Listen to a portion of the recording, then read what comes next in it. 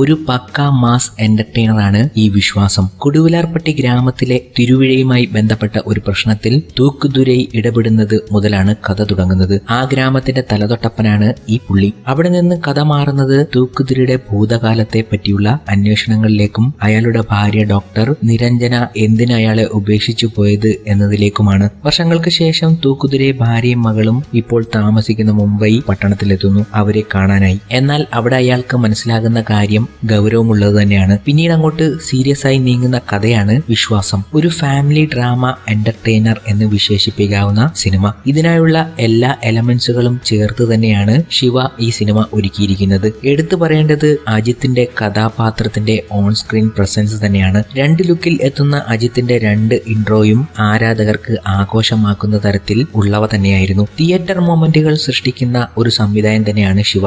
എന്നാൽ ശിവയുടെ കഴിഞ്ഞ സിനിമ വിവേകം അതിൽ നന്നേ പരാജയപ്പെട്ടിരുന്നു. അതിന്റെയൊക്കെ കേടുപാടുകൾ തീർത്ത് തന്നെയാണ് വിശ്വാസം എത്തിയിരിക്കുന്നത്. തിയേറ്ററിൽ ആഘോഷമാക്കാൻ പറ്റിയ എല്ലാ ഘടകങ്ങളും സിനിമയിൽ ഉൾക്കൊള്ളിച്ചിരുന്നു. നയൻതാര തന്നെയാണ് പടത്തിന്റെ ഏറ്റവും വലിയ ഐശ്വര്യം. ഇത്രയും ലുക്കിൽ നയൻതാരയെ ഇതിനു മുമ്പ് കണ്ടിട്ടില്ല എന്ന് തോന്നിപ്പോയി. എന്റർടൈൻമെന്റ് എന്ന വാക്ക് മുഴുവൻ കുത്തി നിറച്ച ഒരു പടം തന്നെയാണ് വിശ്വാസം. എന്നാൽ അജിത്തിന്റെ കൂടെയുള്ള കോമഡിയന്മാർ അസഹനീയം എന്ന് പറയുന്നതായിരിക്കും ഏറ്റവും ഉചിതം. ആവശ്യമില്ലാത്ത കോമഡിയൊക്കെ ആയിരുന്നു കുത്തി നിറച്ചത്. ഇതൊഴിച്ചാൽ പടം ഒരുവിധം എന്റർടൈനർ തന്നെ. കുറച്ച് ഘടകങ്ങൾ ശ്രദ്ധിച്ചിരുന്നെങ്കിൽ ഒരു പക്ക എന്റർടൈനർ ആയേനെ സിനിമ എന്ന് തോന്നിപ്പോയി അവസാനം. എന്നാലും അജിത് ശിവ കോമ്പിനേഷനിൽ ഇതിനു മുമ്പ് ഇറങ്ങിയ സിനിമകളെക്കാളും ബെറ്റർ സിനിമ ഇത് തന്നെയാണെന്ന് ഉറപ്പിച്ചു പറയാം. എന്തായാലും വിശ്വാസം ആരാധകർക്ക് ആഘോഷമാക്കാൻ പറ്റിയ സിനിമ തന്നെയാണ്.